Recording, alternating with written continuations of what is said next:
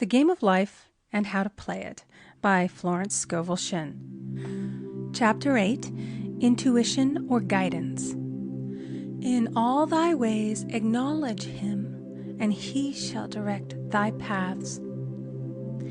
There is nothing too great of accomplishment for the man who knows the power of his word and who follows his intuitive leads. By the word he starts in action unseen forces and can rebuild his body or remold his affairs. It is therefore of the utmost importance to choose the right words, and the student carefully selects the affirmation he wishes to catapult into the invisible. He knows that God is his supply, and that there is a supply for every demand, and that his spoken word releases this supply. Ask, and ye shall receive. Man must make the first move. Draw nigh to God, and he will draw nigh to you. I have often been asked just how to make a demonstration. I reply, speak the word, and then do not do anything until you get a definite lead. Demand the lead, saying, Infinite Spirit, reveal to me the way. Let me know if there's anything for me to do. The answer will come through intuition or hunch, a chance remark from someone, or a passage in a book, etc., etc. The answers are sometimes quite startling in their exactness. For example, a woman desired a large sum of money. She spoke the words, Infinite Spirit, open the way for my immediate supply. Let all that is mine by divine right now reach me in great avalanches of abundance. Then she added, give me a definite lead. Let me know if there is anything for me to do. The thought came quickly. Give a certain friend, who had helped her spiritually, $100. She told her friend, who said, wait and get another lead before giving it. So she waited, and that day met a woman who said to her, I gave someone $1 today. It was just as much for me as it would be for you to give someone 100. This was indeed an unmistakable lead, so she knew she was right in giving the $100. It was a gift which proved a great investment, for shortly after that, a large sum of money came to her in a remarkable way. Giving opens the way for receiving. In order to create activity in finances, one should give. Tithing, or giving 1/10 of one's income, is an old Jewish custom and is sure to bring increase. Many of the richest men in the country have been tithers and have never known it to fail as an investment. The 10th part goes forth and returns blessed and multiplied, but the gift or tithe must be given with love and cheerfulness, for God loveth a cheerful giver. Bills should be paid cheerfully. All money should be sent forth fearlessly and with a blessing. This attitude of mind makes man master of money. It is his to obey, and his spoken word then opens vast reservoirs of wealth. Man himself limits his supply by his limited vision. Sometimes the student has a great realization of wealth, but is afraid to act.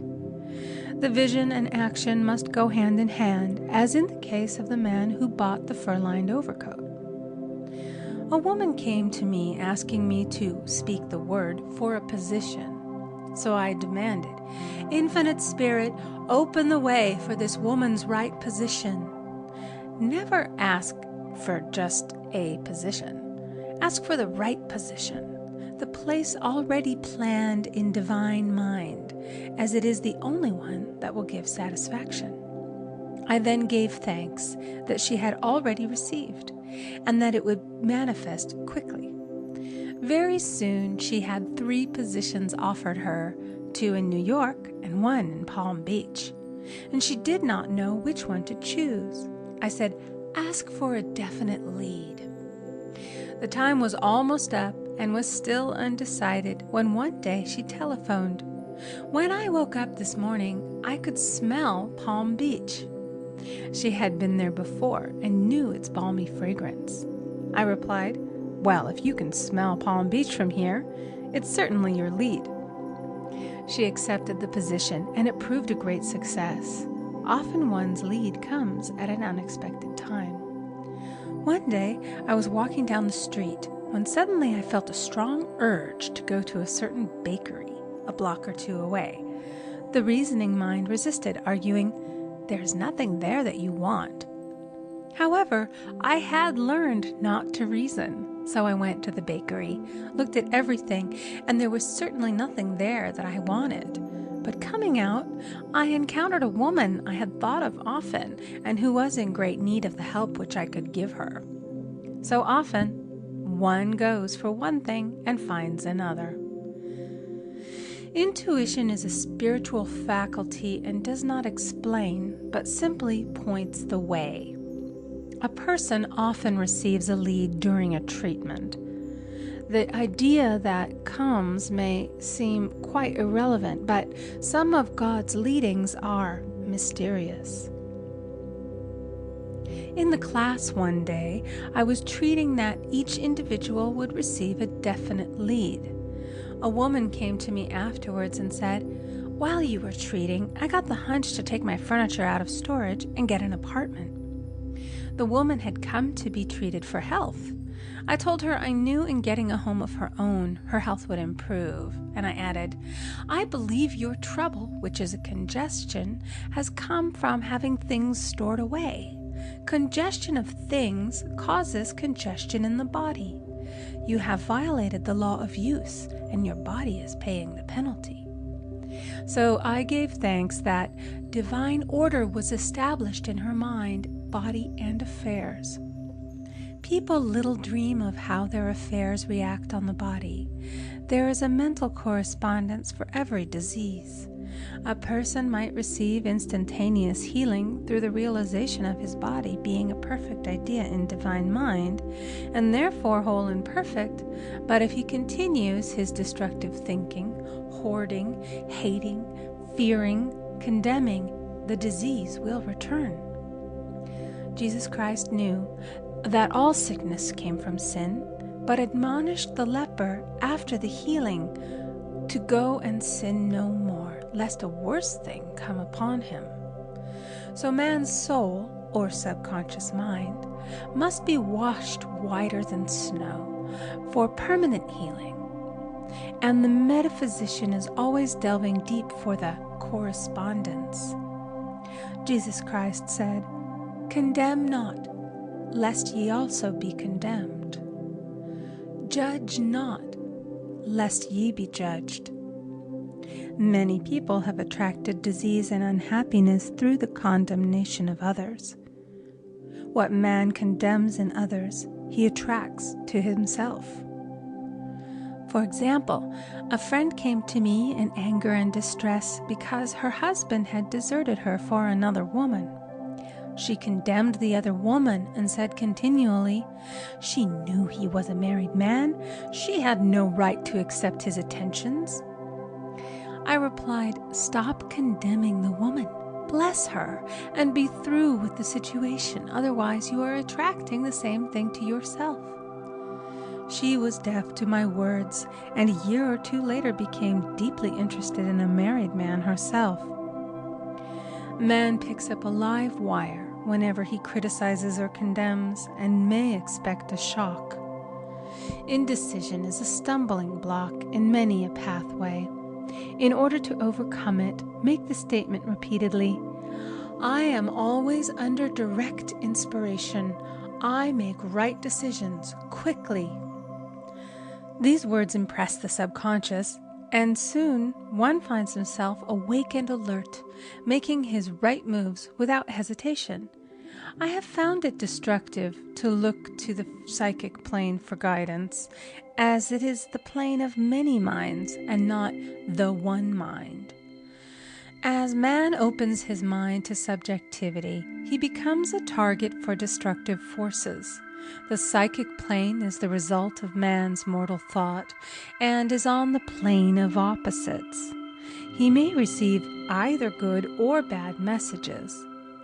The science of numbers and the reading of horoscopes keep man down the mental or mortal plane, for they deal only with the karmic path. I know of a man who should have been dead years ago according to his horoscope, but he is alive and a leader of one of the biggest movements in this country for the uplift of humanity.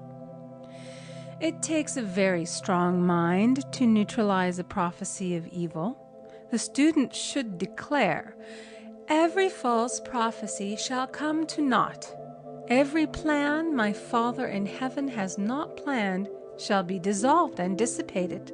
The divine idea now comes to pass." However, if any good message has ever been given one of coming happiness or wealth, harbor and expect it, and it will manifest sooner or later through the law of expectancy. Man's will should be used to back the universal will. I will that the will of God be done.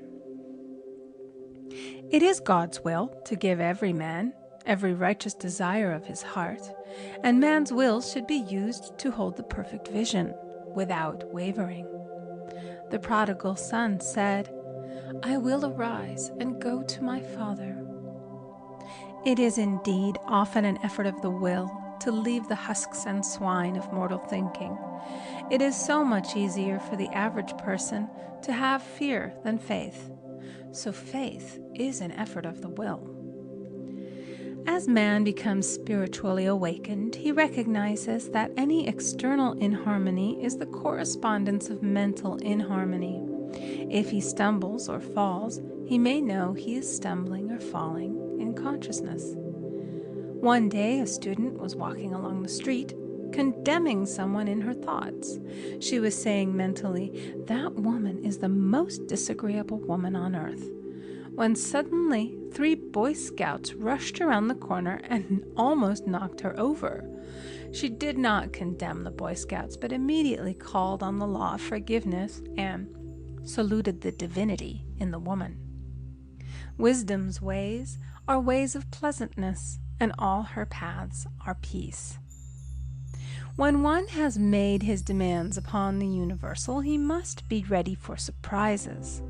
Everything may seem to be going wrong, when in reality it is going right. For example, a woman was told that there was no loss in divine mind. Therefore, she could not lose anything which belonged to her. Anything lost would be returned, or she would receive its equivalent. Several years previously, she had lost $2,000. She had loaned the money to a relative during her lifetime, but the relative had died, leaving no mention of it in her will.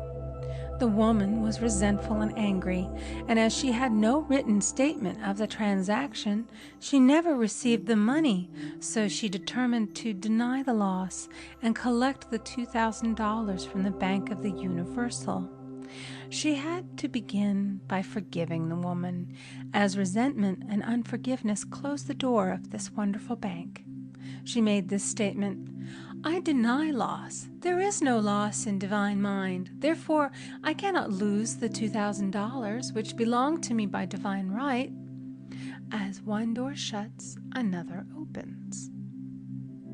She was living in an apartment house which was for sale, and in the lease was a clause stating that if the house was sold, the tenants would be required to move out within 90 days. Suddenly, the landlord broke the leases and raised the rent. Again, injustice was on her pathway, but this time she was undisturbed. She blessed the landlord and said, "As the rent has been raised, it means that I'll be that much richer, for God is my supply." The new leases were made out for the advanced rent, but by some divine mistake, the 90-day clause had been forgotten. Soon after, the landlord had an opportunity to sell the house. On account of the mistake in the new leases, the tenants held possession for another year. The agent offered each tenant $200 if he would vacate. Several families moved. 3 remained, including the woman. A month or 2 passed, and the agent again appeared. This time he said to the woman, "Will you break your lease for the sum of $1,500?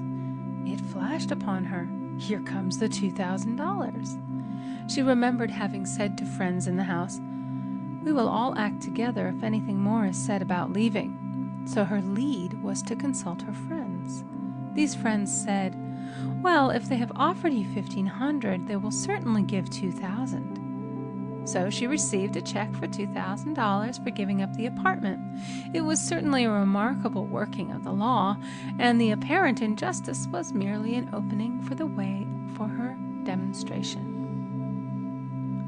It proved that there is no loss, and when man takes his spiritual stand, he collects all that is his from this great reservoir of good.